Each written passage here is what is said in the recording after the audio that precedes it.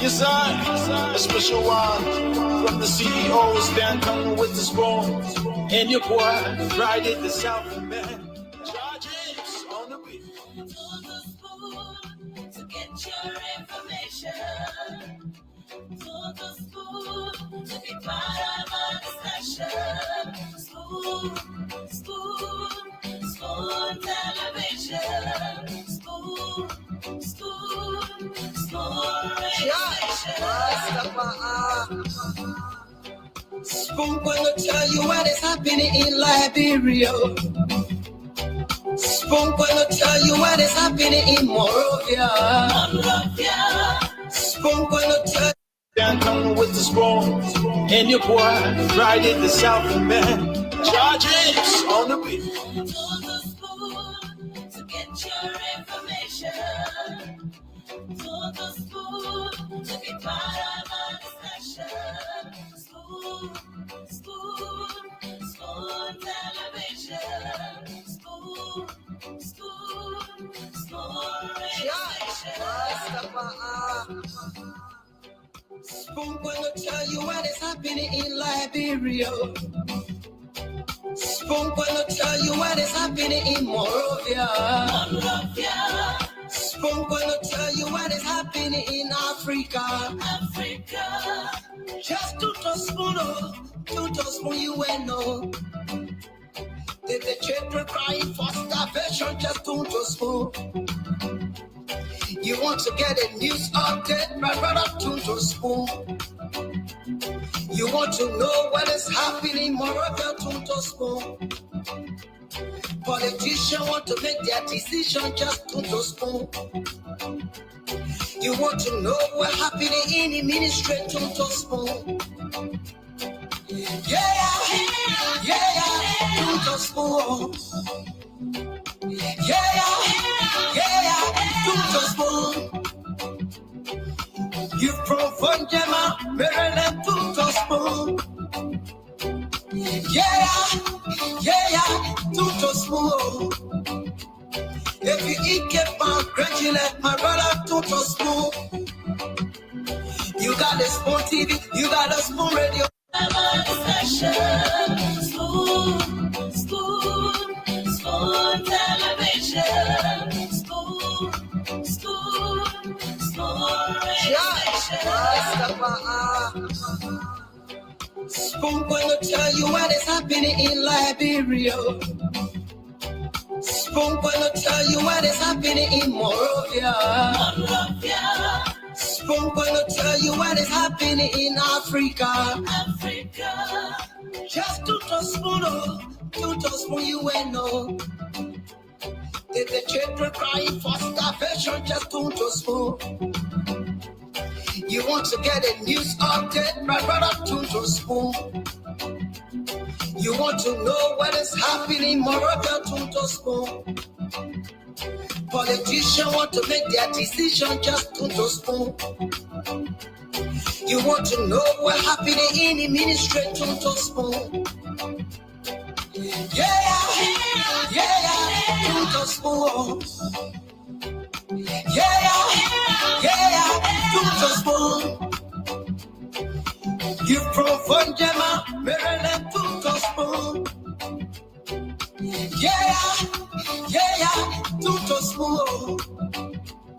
If you eat keep congratulate, you're crying for spoon, spoon, spoon. Spoon gonna tell you what is happening in Liberia. Spoon gonna tell you what is happening in Monrovia. Spoon gonna tell you what is happening in Africa. Just to spoon you will know. The children crying for starvation, just to spoon. You want to get a news update, my brother, to spoon. You want to know what is happening, Moravia, to spoon. Politicians want to make their decision, just to spoon. You want to know what's happening in the ministry, to spoon. Yeah, to spoon. Yeah, to spoon. You from Funjama, Maryland, to spoon. Yeah, to spoon. If you eat kepa, congratulate my brother, to spoon. You got a spoon TV, you got a spoon radio, to spoon. Yeah, to spoon. You wanna get a news update, to spoon. What? Yeah, Rastafari. Kili baba, kili baba, kili baba, kili baba, kili baba, kili baba. What I want? Yes, man, you back today. Spoon TV. Yes, man, you back today. Spoon TV.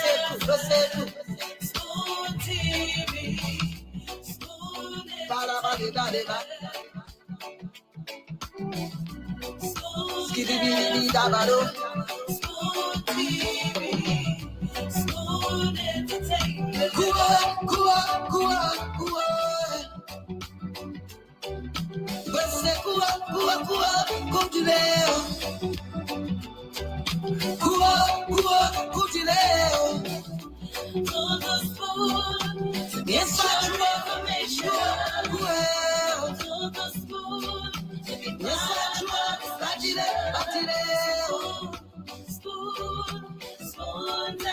Yes,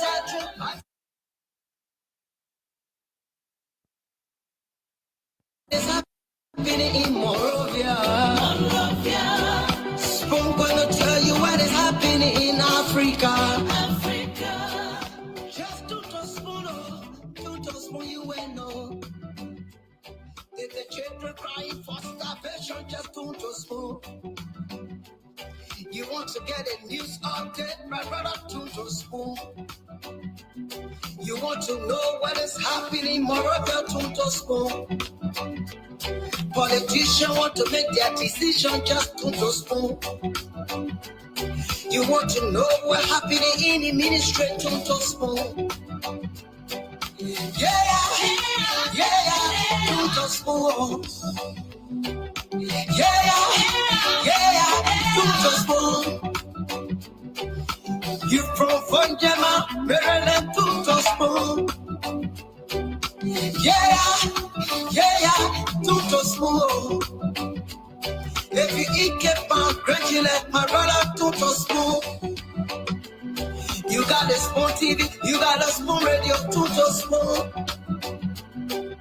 Yeah, to spoon. You wanna get a news update, to spoon. What? Yeah, Rastafari.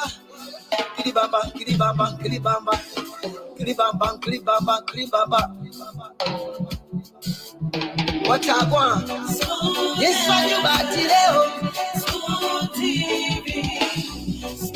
Yes, man, you back today. Spoon TV.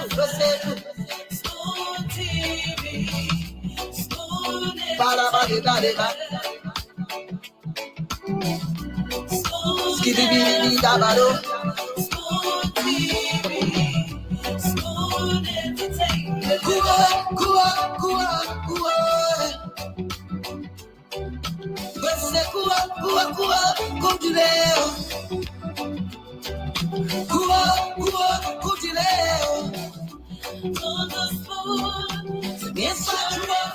Happening in the ministry, to spoon. Yeah, to spoon. Yeah. Okay, folks, I'd like to say welcome. Thanks a million to all of you across the world. Thanks for joining us tonight. This is your favorite program, Spoon Talk. Spoon Talk is back on the radio. This is where you get the news. This is where you get authentic information about the happenings across Liberia.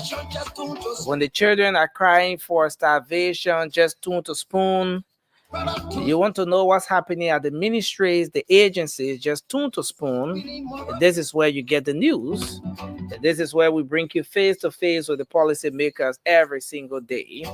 My name is Nelson Colette. We are live across Liberia on several radio frequencies. Thanks to the many of you joining us tonight in Bomi County on Trust FM, Premier FM in Bon County, Trend Radio in Grand Crew, Radio Yalamani in Seclipia, Nimba County, and a host of other radio stations across the country. Many thanks to the folks joining us online. As always, we are streaming live across the internet on Facebook, Spoon TV, Fabric TV, Super TV. On YouTube, the handle remains Spoon Talk Live. So thanks for joining us tonight. My name is Nelson Colette, and of course, Spoon Talk is back on the radio. I'll kindly share the program as you come on tonight. Let's hope we can have a great conversation. It's going to be spirited tonight, a lot to unpack. And once the CEO and the rest of the team come on, we are going to hand controls over to them. But in the meantime, we're going to keep taking your calls here tonight on 0555 101075, 0555 101075.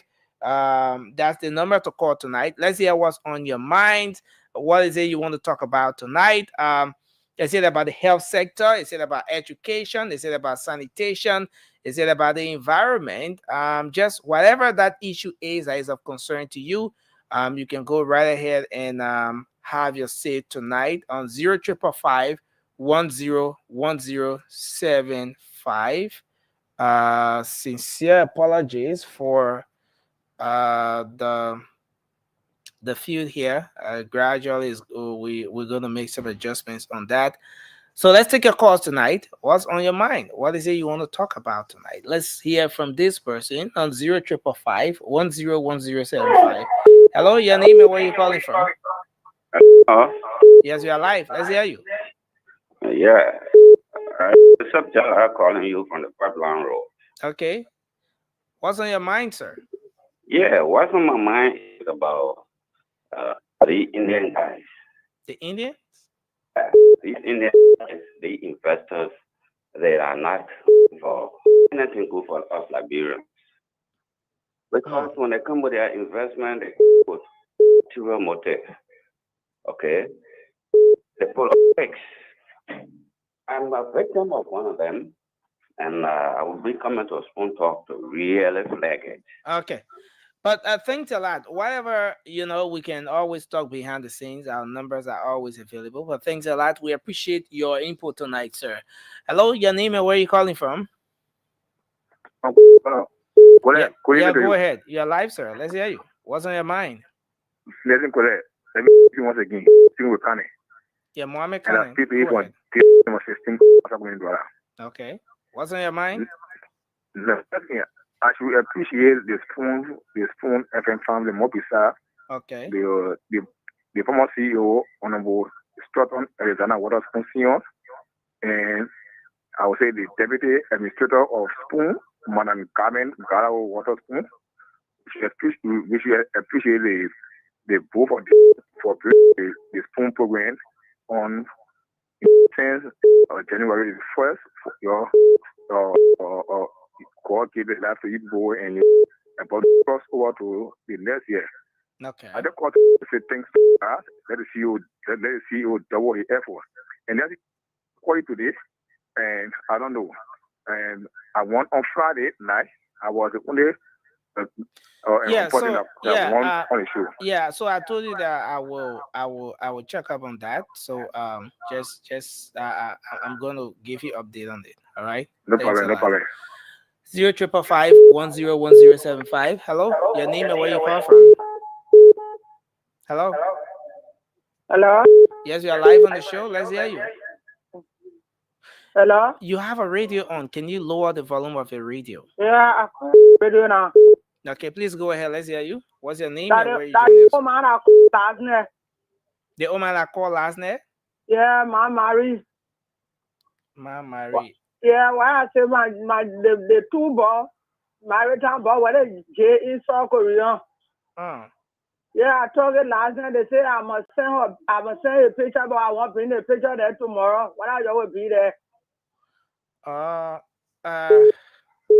Yeah, so you can always stop by at the Spoon compound. I really don't know what you're talking about. Apparently, I was saying, following at the time. Yeah, I called last night. Then yeah. the CEO asked me for my number. I gave my number to them. Or then they say I'm okay. The main picture there, my son picture. Okay. All right. So you can always check back. Yeah.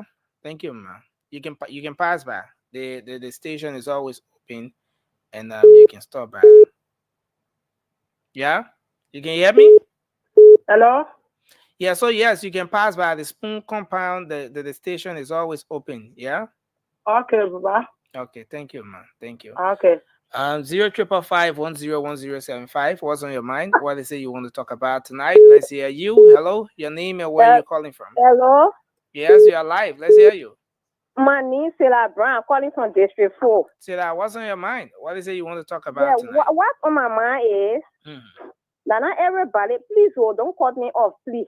That not everybody working in a country here. We some are all in bra. Some people can go to the bank to go get loan. So y'all please stop with it. People there, they bra people there, let it get all at least 3 weeks or 1 month so we can hustle. Then the bank too, let it get all 2 months, 3 months, then we'll know how to turn around. But the time can be short, bra can get only 1 week. Then how will get the money now? I will do the business for us to be able to pay their money. So we're all not working, we're not doing anything that there where we can go, that there where we're surviving. So you please talk to them, let it give us time. Okay, so if I'm getting you right, you want the time frame they can give for you to start paying the money. You want for them to extend that time. They might give us a week. I want they might not be collecting the money quick like that. Extend the time, please. Okay. Thank you very much for your input, ma'am. I appreciate you. Thanks a lot. Hello, your name and where you calling from? Let's hear you. Let's say good evening. Good evening, sir. Thank you. So good for Fana in Baje. Mr. Fofana, go ahead. And prosper New Year. Yes, sir. Wishing you the same. Nancy, my issue. Let me tell my president thank you for what all you doing for the country. Now what we put in there for, but my disappointment here is this.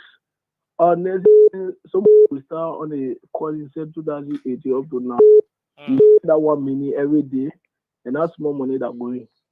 We can't empower now. Even if you can organize to call and tell thank you, but at least it's time now for you to at least your big give you a car. It will be all right because radio is something that when you adapt to it now, if you now call, it will not be in peace. So wait now. Wait, let me understand the thing. Yeah. You want for who to be giving you the trash car? The official there. If we're not coming for the president, they're not coming in power today. You know that. Now President Boakai body our geo minister official there. Okay, let me understand. We're not talking about putting up because there are much more money getting your pocket. Let it be back, give you a scracker. So you say because you supported the government, you spend your time, your money, everything to call.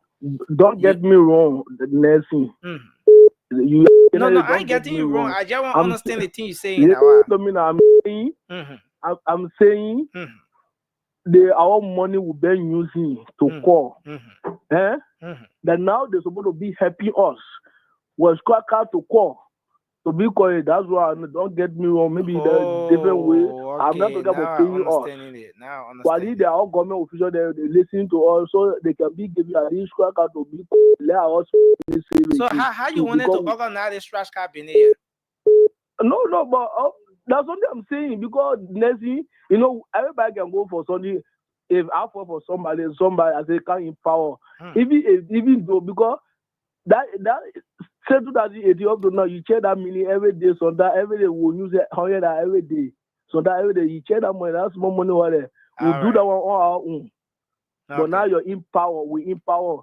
The thing what we fall for, it can't bring. But at least every month, but at least you can try one that to send it to us. But because you are doing the thing, you are doing it, and you are doing it for your country, and you are doing it because you like your country. I'm doing it for my country. Nancy, understand my language. Okay, thank you. I understand your language. Thank you very much, sir. Let me hold you there and take another person. Thank you a lot.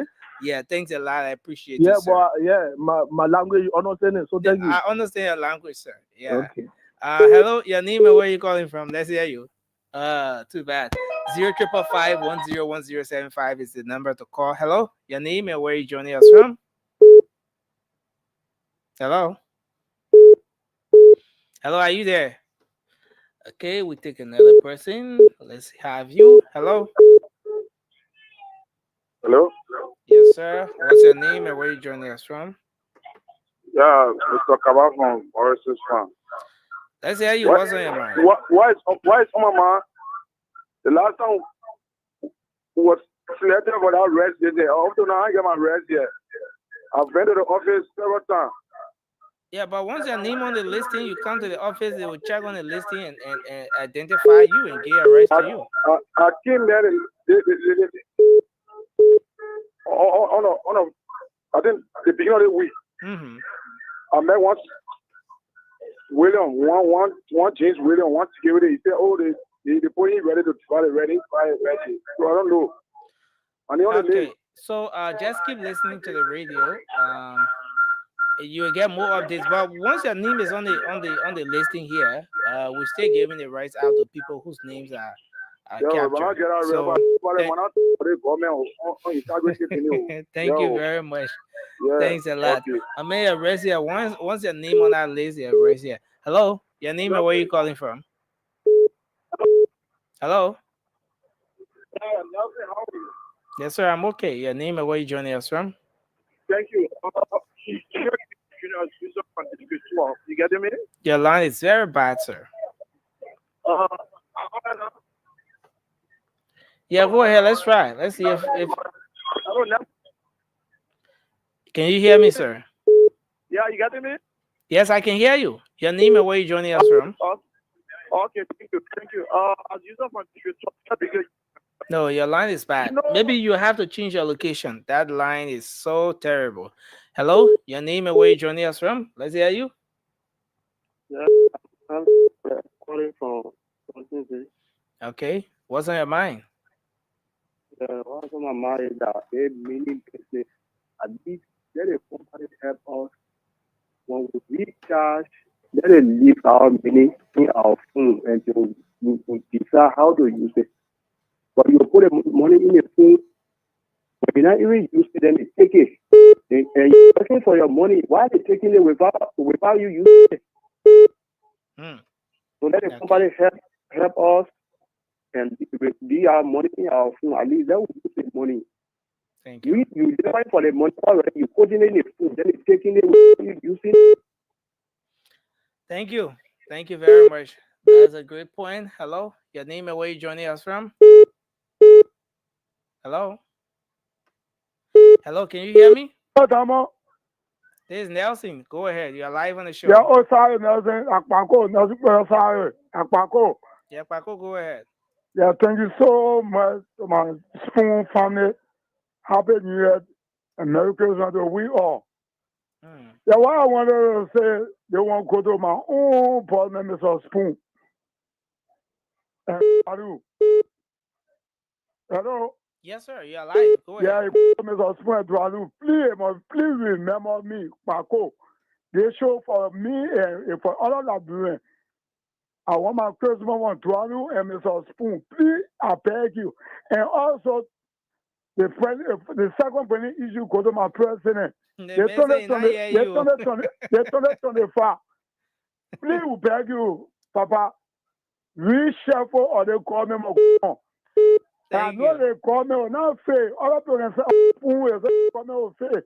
They tell us a liar and Nelson. They call me, "Oh, not fair." Ever enjoy the fruit or they call me. But when that time the president must wake up and wear army shoes. We're going to Spoon and talking all about negative things. It's not good at that. We all got to pray for the comment. Yeah, we got to pray. The comment wake up. To win the talking. We got to pray. Yeah, wake up. Thank you. The truth of you Spoon from the day where and to the minister and too. It must be Facebook. Some people that comment problem on Facebook. It's not good. Let me hold you there, Paco. Thank you. Yeah, thank you. God bless you. Thank you. very much. As soon as Paco trying to drop the line, Mr. Dwalu came on the show. Paco say Christmas on you. I don't know why. Paco, Paco send me a Boba money. Listen, it's small thing. No, okay, your audio is very low from here. I think it's okay now. Stand on, I'll be here today, my man. What you say? I'll be here today. No. I was on, bro. I brought you on. Yeah, we see the team bar. That's it. And I don't want to bring the man on, Jenna. That's it, bring me on. No. He brought you on because I know he don't bring me on, but yeah, maybe on outside it's small. But I do y'all bring people. My man, okay with that business. Paco say money, so the man buy, my man. I say Paco sold you money. Yeah, man, test me. I won't say Paco sold it too. I like Paco, but we need him. Okay, Nelson, take care of our man. Take care of me. Take care of Paco, then Dwal will hit you up. No, I won't say that from my phone. Straight up Paco phone. In La Break, that's what I'm saying. You can't take money from where me hey, put it blah me, go to blah me. No, Dwalu. I am instructing Nelson to take care of Paco. He got nothing to do with you. No problem. I got problem with A. I don't have same wave. I got mobile money. Oh, they block you? Huh? They block you? I never had it before. I don't know how it works. I really don't know how it works. I mean, that's small stuff for yourself. I mean, all my beginners squeeze me the Christmas and they say, what do you? What you mean beginner squeeze it? Why do you making $297,000 then? Oh, Elijah, I added 2,000 today. The other day I said 295. Today I 297. What's up, Dwalu? I can't complain, man. Me and the lawyer come on 14 January. So I had to leave work early. The guy, the diaspora fund account, the thing's supposed to be launching in 2 weeks. And there was a little hesitation. So he fixed it. No, the man work you. I left work early, so I keep in office. The holiday, you guys will be fine. Everything you guys put your mind to will be okay. It'll be fine. It'll be fine. Yeah, I don't like this holiday. Like I went somewhere, one of the job, and I just look at it for long. It's a long story. I just told the guy, you know what? Why can't you just take the week off, and we'll see you next week after the New Year? Yeah. You can do both. Listen, my mindset, Dwaru, to do things one day at a time. Yeah. You can't squeeze everything. You can't do everything like it must happen today. No, one day at a time. So I told the guy, I said, just take off, come back next week after the holiday, and we'll finish where you started. It's no problem. Yeah, so the lawyer will be fine. The thing will go ahead, and we trust in your skill, your ability, that you will not eat the people's money. You will invest in the state of Massachusetts will kill me if I mess around. You got to report quarterly to the state. I will point document. Everybody will see it. Yeah. And that's why you would do. You will come and explain more. No, somebody said Dwalu knee. Hey, the way the boy what is on my knee? If I made one mistake, what is I'm crossing from CPA to the consultants, to the brokerage firm, to the lawyer? I pay everybody. I make sure everything is done legally. The document will be posted. Anybody can click on it. You can go to the state site and you can see the company's name, the reporting. Everything will be there. And that's a welcoming news. Yeah. But something is happening though. Yeah, I know. Something happening, right? Guys share the show. Daughter and myself, starting the show. I think Dr. Richardson is running late and the rest of the guys. But Daughter and myself, right? Yes, the issue. Every one of you, that joining us, share the show, invite your friend. Tomorrow is New Year Eve. Yeah. Happy New Year, Monobao. Happy New Year, Window. Do you know that song, man? That song from good time. What? That song? I began on song them days. Wait, began song. Happy New Year, Window. My man, on the beach in Bikano, where the party men are, where the crew men are, anyway, that the good dance when you direct.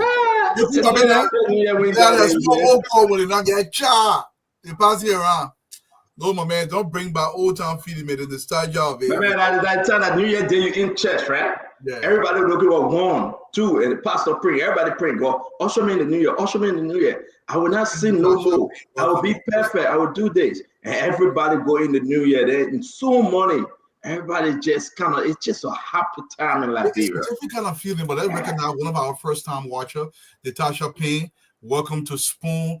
This is where you should be. Thank Natasha. you. Help from your mama. Natasha Payne. I mean, during those days, Is she from Minnesota though? It looked like I know Natasha though. Yeah. I think she's from Minnesota. I think that my friend Ralph Payne West. I think so. But maybe. Don't be putting people there. You don't know. Oh, okay. You're right. No, Ralph Payne my man. Maybe it looks like his wife. So yeah, you're right. Let me respect the people's privacy on the show. Remember those days? The papa in the morning, Christmas morning, they give you your outfit. Yeah. Your man, you put your outfit on. You can't wait to walk around all in the neighborhood. You got your little pistol on the side. Yeah, your little pistol. All your that little pistol I get around bullet, you spin it, the crack. Yeah, my man. Here you go. All your uncle and all they will give you small man. You and your man. Here you go. All kind of nyama. You know, you miss those days, you know. No, I do. Those are the days that you want to come back. And you know, Dwadu, something used to happen though.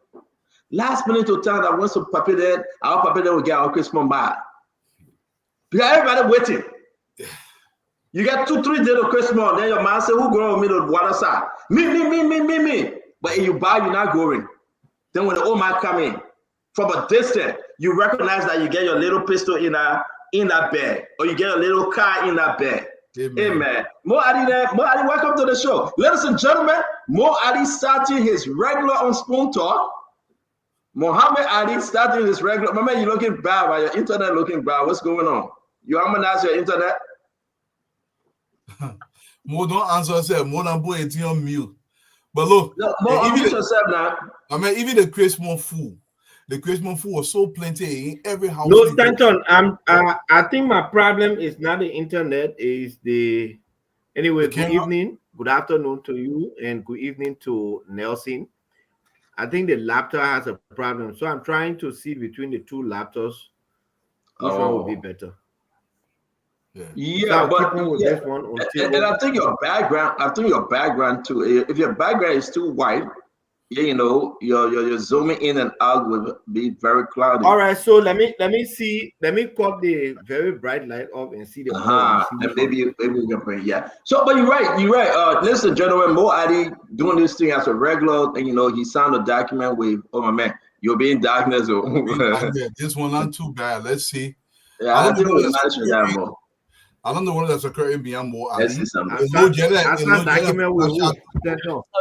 Maybe he needs to wipe the camera. The lens, right? Yeah, the lens of the camera. That's what I'm thinking. A little bit cold, something that's a little bit cold, or, you know, and just wipe it. Yeah. But I decided that with the ombudsman to come on Spoon Talk. Okay. But when I'm time more, I will get, but they become a Spoon Talk. No, it's 9 o'clock in Liberia. He's not working. Anyway, that's true too. He's not on government time though, is he? And Dwalu? No, I mean if it's 9 o'clock, that's fine. It's 9 o'clock. It's not government time. No, it's not government time. No, it's perfectly fine. They make a private time to be utilized. Yeah, but the thing is that I think they're afraid of Stanton with this one, so all of them won't come. Ladies and gentlemen, we're going to be having a wonderful show today. Moali, let manage with it. Then next time you can fix it better. Hey, can you hear us? How come we can hear? He's muted. He's muted. Mo, can you hear us? You muted yourself, right? We're not hearing you, brother. If you can hear us, we are not hearing you. When Mo settle in, he will come out. That's our different team, but. All right, let's go to it. Mo will come on here, right? Dada Bobla, how you doing? It's good to see you, Dad. Yeah, happy New Year, sir. How are you? Good to see the team. See everybody. Hope everybody's doing well. You know. Dada Bobla, you just had a haircut. Is that a haircut taking you into the new year? You're looking fresh, like fresh Benjamin.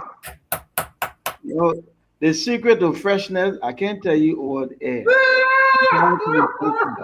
It's very pricey. Well, I do.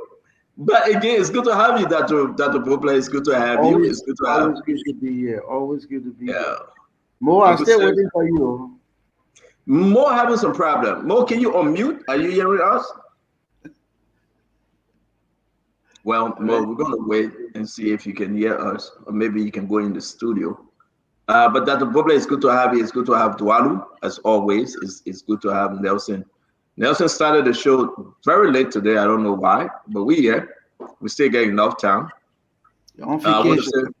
Nelson, work hard. You're on vacation. If you didn't know what happened. I never see the beginner that loves to work so hard, like the spoon beginner. Everywhere that double, we want to be grateful to God for you. Seriously, you guys are wonderful. Yeah. I want to welcome everyone. Do you want to do your thing? The people waiting for you to welcome them, though. Well, no, let welcome a few people, and we want to say big shout out to my brother Nelson. I've been seeing Damo in a while, and the whole Damo is doing well. I don't know you're going. Damo is on vacation. He was on the show the other day. Yeah, Damo is having his own show coming the new year called The Pause. He'll be having a 2 hours program, so. He will not be producing for Spoon, but he will be having his own show called The Pause. Hey, that's upward mobility. That's good for Daman. Good for you. Melvin Davis, Mr. Davis, how are you doing? Sekou Talata Mohammed Sharif, Mr. Sharif. Welcome to the show. Happy New Year. I see my brother Clarence Benting, Amelia G. Tefle Gay. Welcome to the show. Happy New Year to you. Happy New Year to everybody. And I want to say Emmanuel Tabojua, how are you doing? Benson Smith, Mr. Smith, how are you doing? Wherever you are from or you're watching from, Happy New Year to you. I want to say big shout out to Morris Johnson. Mr. Johnson, how are you doing? Over here, I see David Booker. Mr. Booker, Happy New Year. Dennis Brooks, best wishes across the globe. Let 2025 be double for you. I see my brother Randy. I see Vavi Dukley, Morris Day, Famo Dolly, Mr. Dolly, welcome to the show. Happy New Year.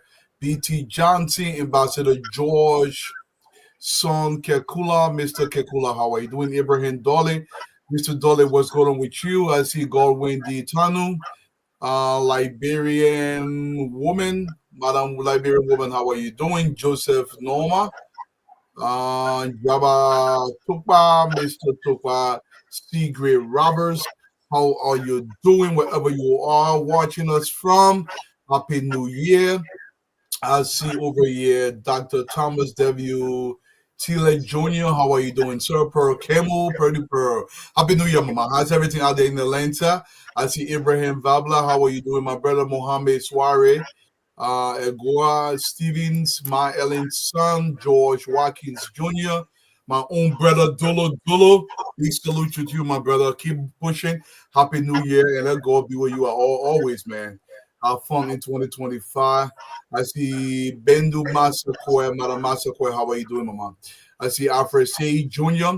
from across the globe, from across the country, from Vanjiman to Lofa County, to Lima County, to Grand Gila, Riverside, Grand Bassa, Sano, River G, Wapolu County, Kema, Mosorado, all across the country, Maryland, everywhere, Grand Crew, everywhere. Your Happy New Year, plenty. You'll share the show. It's about Liberia. But Dr. Brubra will say we have a job to do. We cannot give up on this country. Our job here is to push forward the things that will change this country, the things that's going to improve this country. We have to bring it to the forefront so we can find a way, find a reason to fix it for all the posterity, because our job is far bigger than ourselves, and we need you, the audience, to continue to push us so we can make Liberia a little better than we met it. Once again, you're welcome to the show, Dr. Brubra. Thank you very much. Thank you very much, Tuado. It's good to have every one of you. Thank you for joining us. Again, we're going to be having a full team, a full house today. We want to welcome you, share the show, invite somebody. Let's talk the Liberian talk. Let's talk our issue. The first thing to know in passing, Tuado and Dr. Bople, we received information about the death of the former president of the Republic of Liberia. After the show, I received the information. I couldn't comment, so let's just do that in passing today. Jimmy Carter, 100 years old, 100. Woo. Dr. Boble.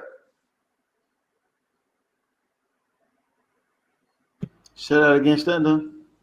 I'm sorry, No, I'm saying Jimmy Carter passed, the former president of the U.S., at the age of 100, man. That's great. Right. And I think Jimmy Carter That's a lot in his life as a president and as a non-president that a lot of leaders can emulate. Jimmy Carter was very positive but also productive in office, other office. So other office, this guy kept working, his foundation, his library, but his charitable all around the world, the Carter Foundation. This guy traveled places even in his older age. That's the kind of thing we want to see from former presidents. Not that you got houses here and you got long convoy there, but we want to see that you're giving back consistently, that you're multiplying your impact, not just when you're in office, but when you're out of office. So I think in many ways, Jimmy Carter has a lot of leadership lessons that people can learn. There are things that he could have done better. There are things in office we all know some of them that didn't go down too well. But overall, as a leader and as a person, as a philanthropist, Jimmy Carter was a good example. So I'm thankful for God's generosity, and I'm sure his family got a lot to celebrate for a man who not only lived long, Stanton, but live well, and I think that's important. At the beginning of last year, he lost his wife, and they both, one thing to another, you're right, as a president, that's a whole different story. But his philanthropic work, his humanitarian work went as far as beyond the continent. And that was a great thing. Mr. Eduardo, let's hear you. Yeah, and I would just continue what Dr. Purple was saying. It's not just to live, it's how well you live. And nobody can argue Jimmy Carter did not live well, but I want Liberian to take a little message. By the way, he was very instrumental during our Civil War. He contributed a lot to Liberia. A little thing secret people may not know about. I once applied to become the director of the Carter Foundation in Liberia, and I made it to the final three. There's a lot of people vying for that position. I did not get the position, but it was a great thing to do in Liberia, all across the country. The Carter Foundation in Liberia is a big deal. And I want to say this. Guess what, my people? He was a peanut farmer, primarily. In fact, there was nothing more he was prouder than becoming a peanut farmer. A giant, he was a farmer. Even though he was the president of this great country, but he was a peanut farmer. Sometimes we look down on farmers, but they have some of the greatest impact around the globe. And I want us to celebrate such a person because they don't just tell you how to live, they show you how to live. And this is what we should be pushing for. Santa, will you meet a little bit? This is what we should be pushing for, to get people that set examples. Let me tell you guys something. Becoming a leader of a society is not just holding that mantle of leadership. It's exhibiting certain characteristics that the young people can emulate and say, you know what, Ron, Dr. Brooklyn lived a certain way, and he governed himself a certain way. And for me to rise to his level, there are certain prices that I must pay, and I have to govern myself in that direction. The burden of leadership is tremendous. It's not something we take lightly. And I think the likes of Jimmy Carter, if you can be fortunate enough to live to 100 years old, you live a good life. His foundation continues to impact people. And I'm pretty sure long after he's gone, now that he's gone, it will continue to impact people. And I celebrate that it also impacted my country, Liberia, as well. Stanton. And Dwellum, Stanton, if I can just footnote what Dwellum said. Dwellum make a good point about Carter's humanitarian gestures and his work outside the presidency. And I think for us in Liberia, it's very instructive. Look, everybody want to work for the government. Everybody can work for the government, but the government must work everybody. You can actually be very productive. You can be an influencer in the private sector. He was a peanut farmer, you're right. So there's dignity in labor. You're doing your business, do it well. You got your private thing going on, do it well. You don't have to be in the government, but you can be an influencer. I think if all of us get up every morning thinking, okay, how can I influence something? Somebody help make my little space better, I think better in a shorter period of time as a nation. So thank you, Dualu, for that piece of wisdom. Again, thanks to all. Again, we share the time, to remember Jimmy Carter. Again, he had a great part in Liberia. He was very instrumental, like Dualu said, like Dr. Bobler saying. Mo, if you can hear us, can you unmute? We're just talking about Jimmy Carter briefly. What say you? Your own personal, regional political experience and that of his humanitarian impact around the world. What say you?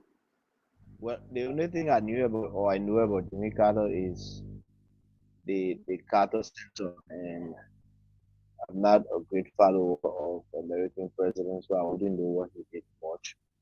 I haven't paid much attention to them. I got to know the name through the Carter Center and I follow their work. They say they promote democracy. That's how far my knowledge goes. Thank you very much again, guys. Like we always say, since maybe 2022 or maybe 2021, Mo Ali comes frequently. He's a panelist on our show, not a guest. Stephen Johnson and some of the guys in government. So if they choose to come back, we welcome them, and I think it will make it so interesting that we can have some fair balance on the show. The rest of the team will be joining us shortly. Uncle Sam, Mame, Councilor Clinton, Isaac, Doe, Dr. Richardson, Sis Glendy, Jackie, and everybody else. We want to welcome you, share our program. Let's have some serious conversation tonight. First of all, like we always do, what's on your mind? Everybody have the 2 minute, what's on your mind, and use that as your intro also. Let's start the show, folks. Thank you for joining Spoon Talk tonight. Mr. Dwalu, what's on your mind? Thank you, Stanton. Thank you for muting. What's on my mind today? Actually, I've been thinking about this all day. And I've been thinking about my country is about to be ushered into 2025. And I have a lot of questions. I posted something to my Facebook page today and talking about focused on how can we come together as a people to not be afraid of our leaders that continue to literally torment the entire country. We have a country where the leadership does not fully understand at times there's awesome task before it. From the legislators who believe that the entire district is their personal fiefdom, and what they are adding to that district is entirely of self-promotion and not to elevate the district. When Liberians are going to recognize that we are more powerful than each individual officials in government, yes, including the president of the republic, that we have a responsibility. If we want the country to change, we have to form collaborative blocks across the country to promote the interest of our people. Look, for many, almost going on 2 years on this platform, all I've spoken about is job creation. And I will continue to push this agenda. There's nothing that we are going to change in our country if we don't find a way to keep the Liberian family together. Job creation is a crucial part. For instance, Dr. Bruper's focuses on education massively. Mine is job creation.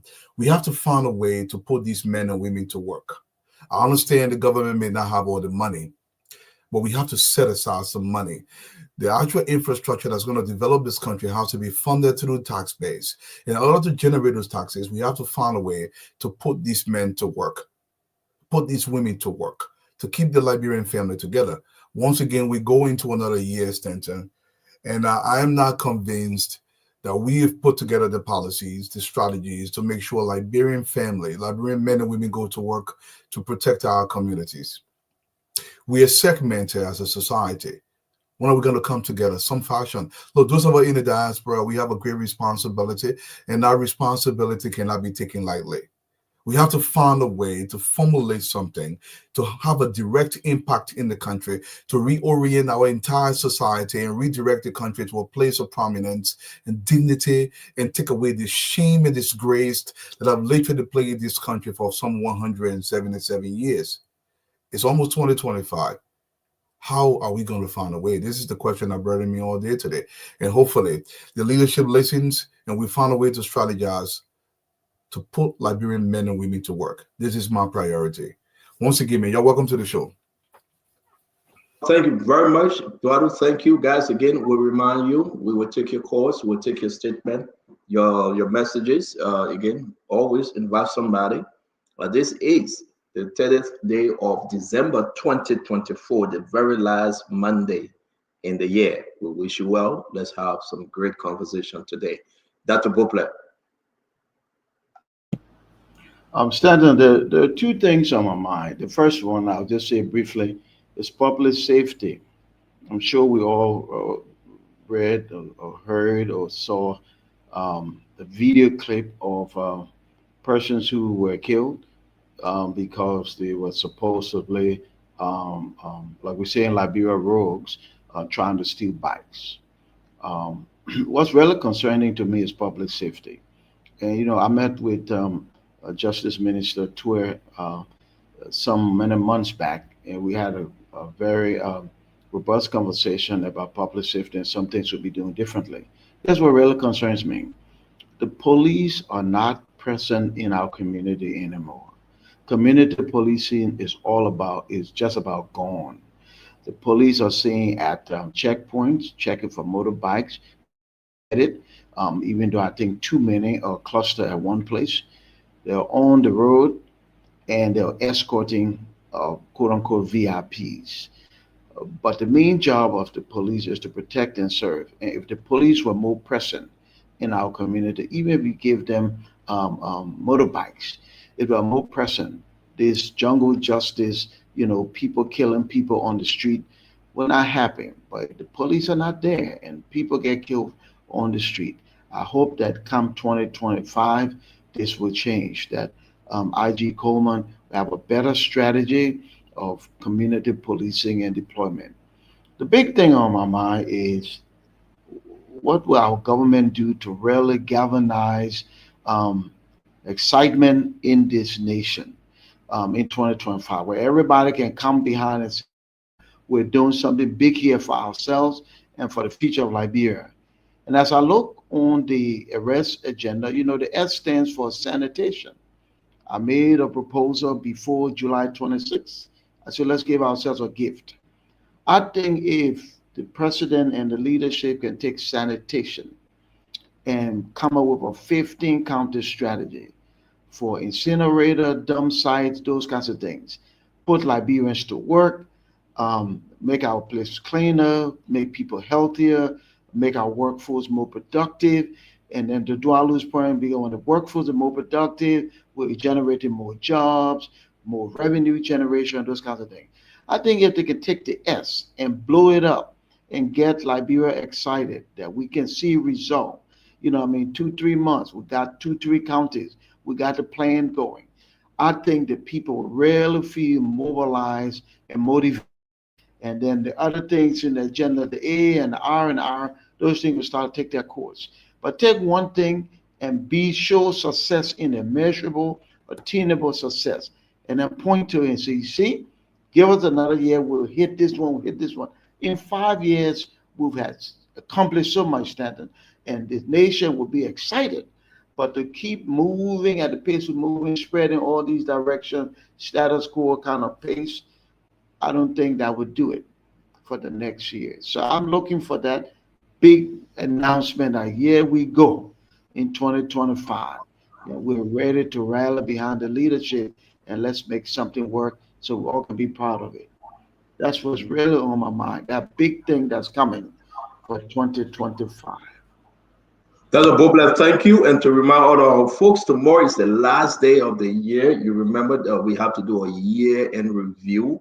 We'll be playing some of your favorite video and sharing some of the photos, some of the craziness we did on the show, the good, the bad, and the ugly, and in the government, outside of the government. So again, it will be the jam-packed show tomorrow, and we'll be having fun.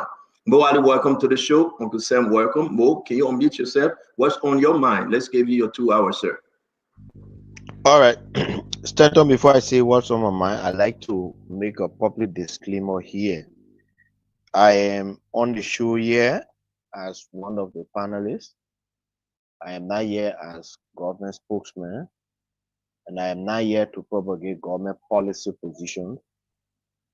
And whatever I utter here are my view, they are my opinions, and those opinions and views do not in any way represent government's policy. And I also like to say, you know, thank you first for this platform. This is the biggest nighttime talk show, and this platform shapes opinion and views of our citizens both in and out of the country. And by that, when we give out information, we should give those information back by facts and some modicum of evidence. I'd like to speak on something quickly on my mind. and Dr. Brooker talked about it. It's the issue of mob justice in this country. Yesterday, I was coming from White Plain, and I passed right to where the mob had just murdered that guy. The claim is that he stole somebody's bag, he stole motorbike, be that as it may. I think it's absolutely wrong for us to be living in a country where citizens can just take the law into their own hand without even investigating. And the fear here is any peaceful person could get into the street, and somebody who sees you and doesn't like you, they could just call roll on you. And the next second, you have people jumping all on you, and before you know, you are dead. Some of my sources in the sources in the police told me this evening that 4 arrests have been made. They are reviewing the video because somebody was recording it, and they've made some arrests. And I hope they can publish the names of those who are wanted in connection with the crime that was committed yesterday. It is not in the place of anybody to punish another person for a crime that is committed. It is in the place of the law to adjudge the person and prescribe the punishment for them. We should not encourage it, and we should encourage the police to begin to arrest. Yesterday, the police had to fire tear gas in order to disperse the crowd from over there. And that action is absolutely wrong. Thank you, Stanton.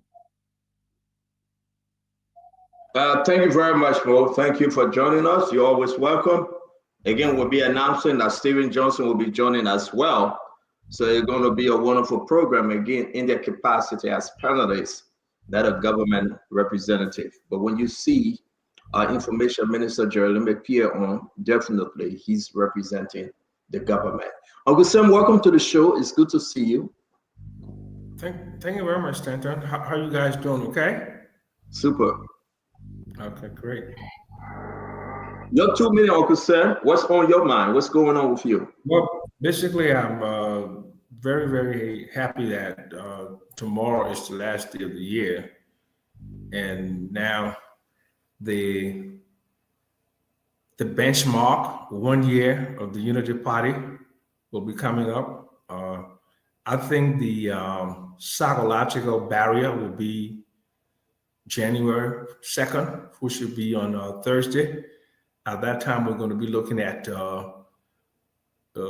what has happened over the last year, how far we have moved from business as usual.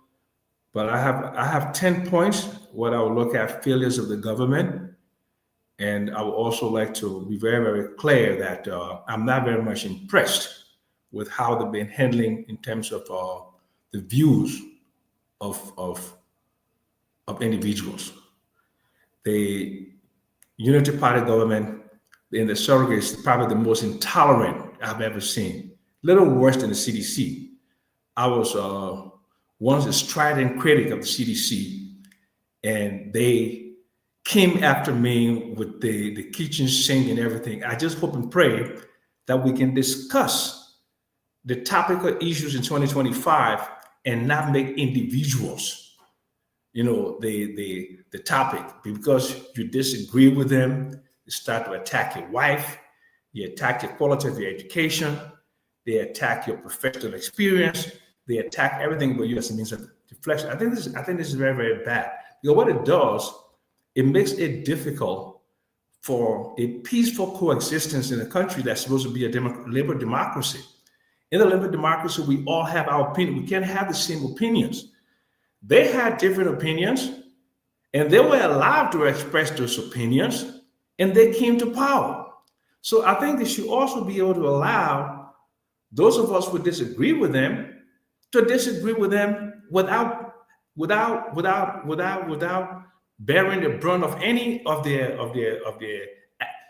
illegal accusations, going after your family, going after your parents, my father working.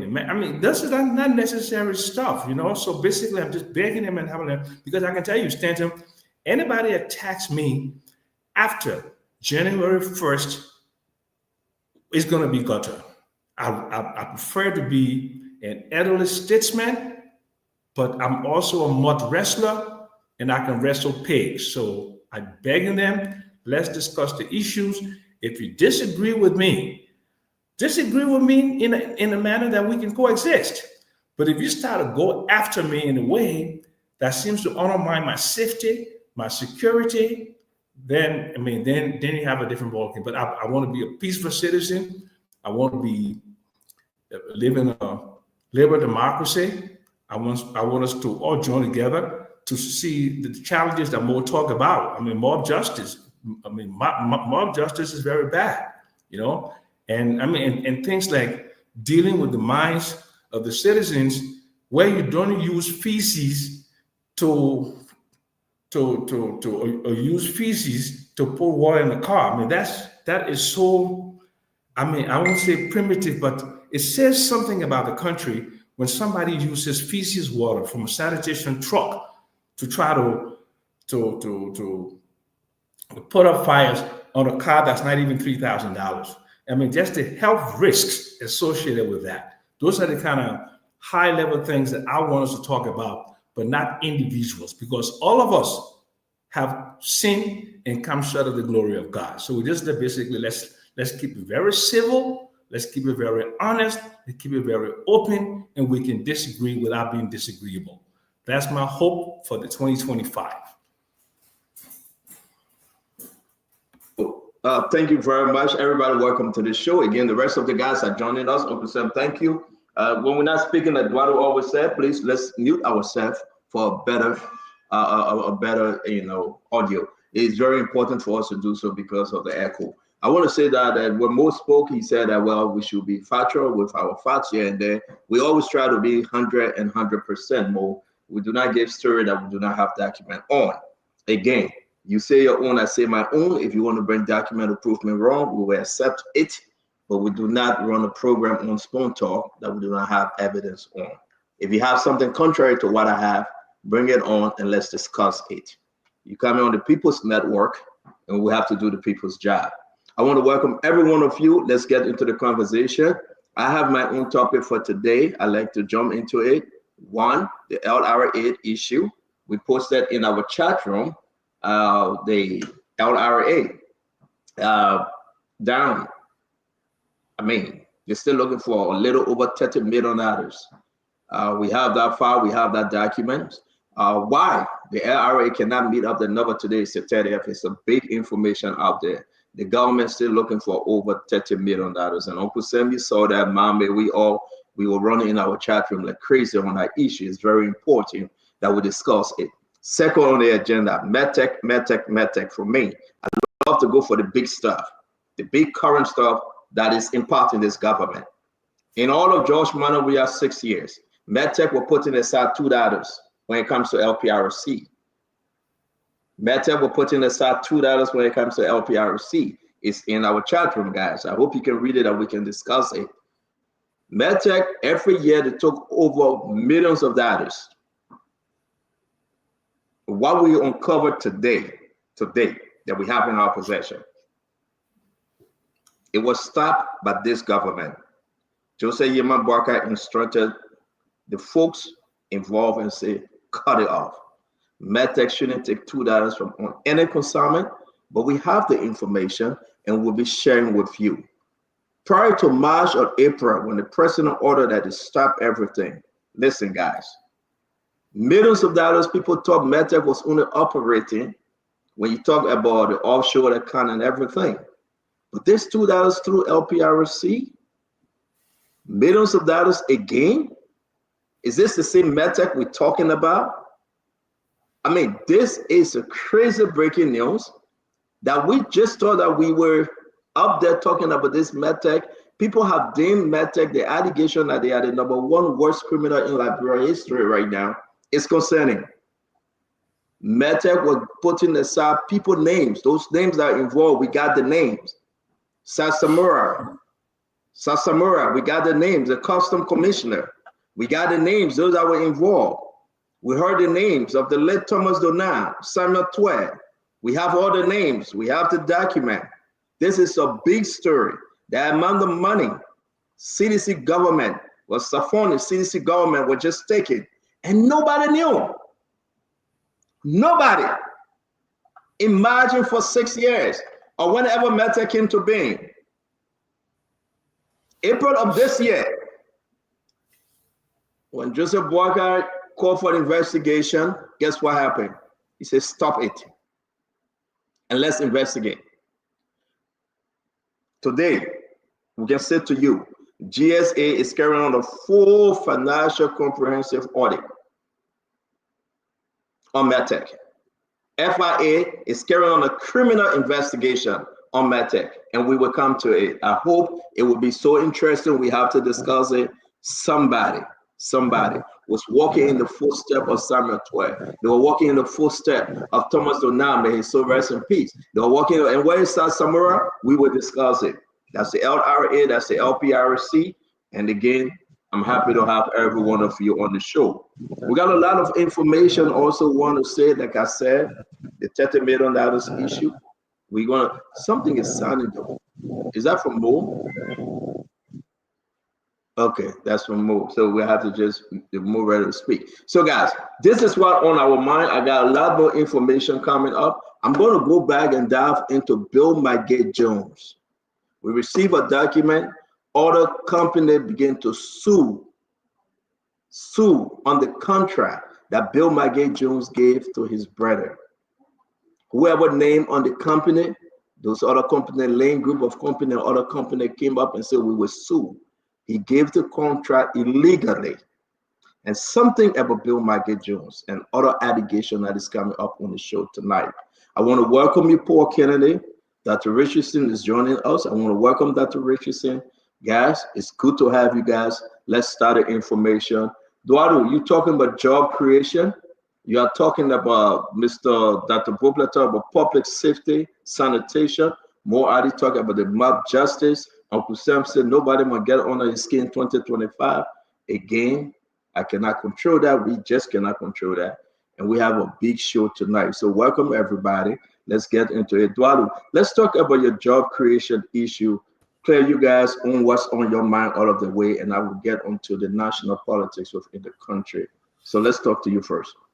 And Dr. Princeton, welcome to the show. It's at that time where you enjoy your vacation of Fange. I've been following. But look, let me say this, Stanton. We are hemorrhaging money like it's going out of style, and we're talking about the LRA not meeting its quota. I want to set that aside because we're going to come back to it. Look, one thing I'm afraid of, and I mean this, is when the young people in Liberia, when they're out and open, we are in serious danger. The reason why I continue to push because our people don't understand their full position as allowed by the Constitution. When they do, we are in trouble. So my issue here is we got to find a way to preempt that before they fully understand what should be coming to them. How we gonna run a country year in, year out, and we completely forget the young people and their position in that society. Look, most of our people spend a lot of time on social media, and I'm an avid social media watcher, and I see them. They're seeing other countries. There is a gradual ingraining of their mind of what they should be expecting from their society. One soon morning, they will demand it in huge numbers, and we will not be prepared to give it to them. When I mean we, I'm talking about the government in charge. So the only way to preempt this is to forcefully build an infrastructure that will provide jobs for these young people so they can have what their counterparts have in Rwanda, in Ghana, in Botswana, in South Africa, in Kenya. We are not doing this. The day our young people are open, we are in trouble. And that's what I want to say to this. I'll give it to Dr. Boble until we go back to that. But let me ask you a question, and let's do this before you get to Dr. Boble. Job creation is one of the important aspects of this government or any government. Correct. 1 year. Have you seen anything that the government created any one tiny job? Senator, there is only one thing that I've tracked in the government heavily, with the exception of that talking about corruption. Every single day, I literally track let me say this. Anytime the government gave somebody job in government, that's not job creation, despite what President we are talking about or what any president talks about. The government itself does not create job within its own enclave. The government job creation policy has to extend beyond the government. What are they doing in Kimman County? Okay, that's a sound in River Sets and River G, for example. Those locations, we got 8 million wild coconut trees, for example. They're just sitting in the bush. What are we doing to make sure we create jobs over there that we can put 3,000-4,000 men to work in the southeastern portion of the country? That's the kind of job creation I'm talking about. So far, I've not seen it. I'm not talking about, look, don't ever allow your government, as much as I've supported this government, to tell you that they're creating summer jobs for 34-year-olds instead of creating jobs for young people. If you're over the age of 25 in Liberia, you are not a youth. This should not create summer job for you. That's why I'm asking you now, because we got to go, and everybody want to ask you a question. It's your topic. What is burning on your heart? Then we're going to do this around. But have this government done anything in creating jobs? Have you seen any new job creation? If they have done it, I've not seen it. That's how we respond to that question. Yeah. Oh, okay. Anybody got a question for Duadu before we get to it? Because Duadu was on his mind, his job creation. Anybody want to add to it? So let me say something quick about job creation. Look, post-war, there's an automaticity of economic growth, right? Where we came from war, a very low base. So from that low base, things happen. A lot of things happen because the country security came in and people restarted their lives. People started going to school, stores open, and of course, things started happening as attractive. So from the period of 2006, going on to 2014, when we hit with Ebola, there was economic growth and there was a creation of jobs. But what has never really happened is a real plan to create jobs by doing the things that create jobs. Number one, an enabling business environment, right? To cut all the red tape concerning how one runs a business and one opens a business. The second thing is the financial architecture, the intermediation of GDP, bringing money in, providing credits to agriculture, to industry, and all of those things. And I've been looking at the new arrest agenda development plan. There is nothing in there about improving the financial architecture, something as basic as getting a sovereign credit rating for the country. 21 year post-war, and you don't know where Liberia is by Standard & P, by Fitch, okay, by Moody's. So this is how you create jobs, by bringing in money, and you bring in lots of money by creating the financial architecture.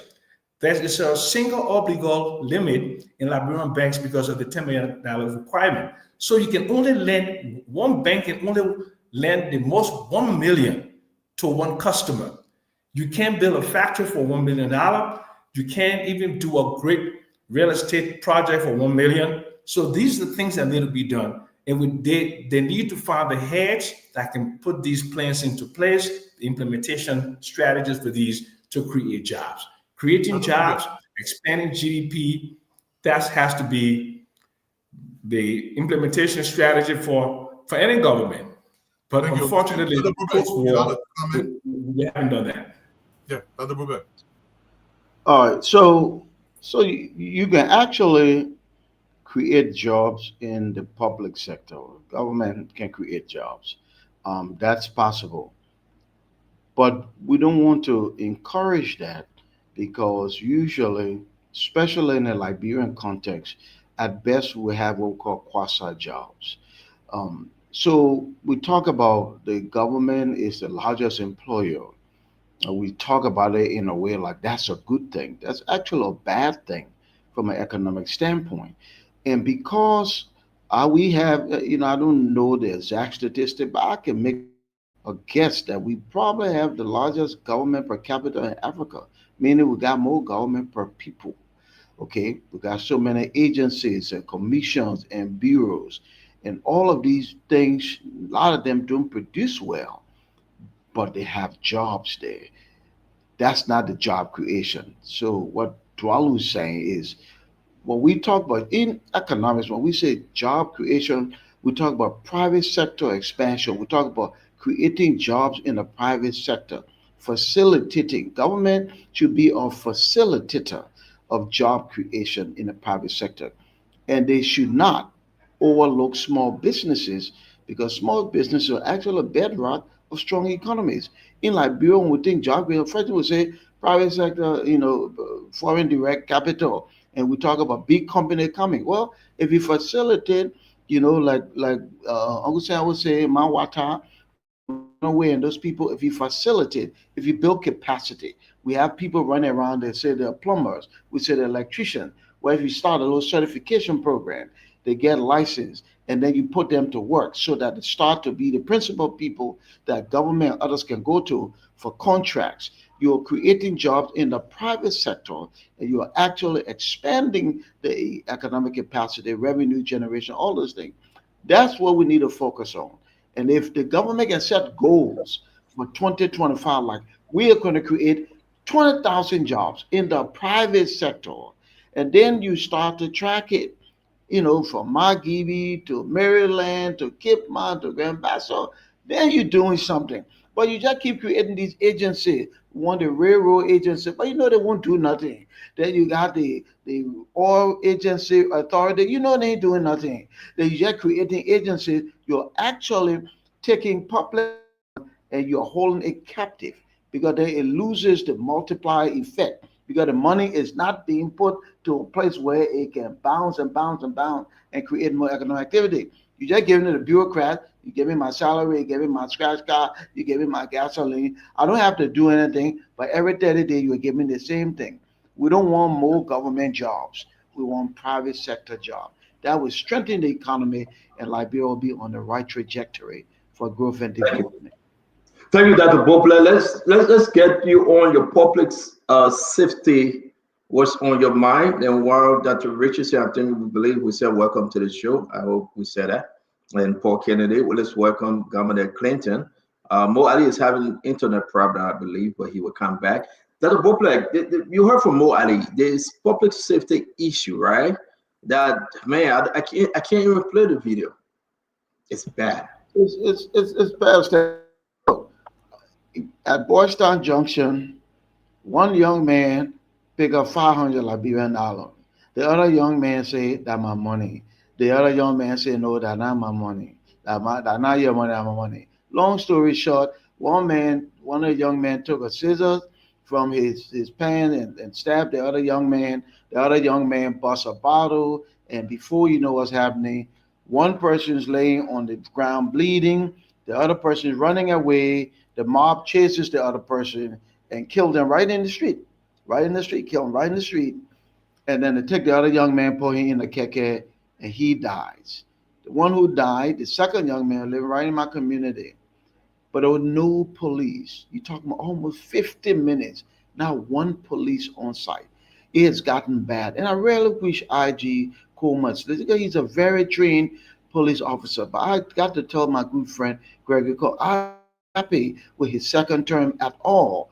Policing has become so detached from communities. They're so absent. They're just running around with VIPs. They're escorting people. That's not what police are supposed to do. Let these people pay for their own escort service.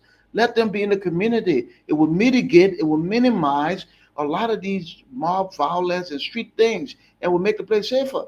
I think Uncle Sam made the point some nights ago that investors don't come to our country where they feel that the rate so high. Even if they do, they want to recoup their profit overnight. So you know what that means?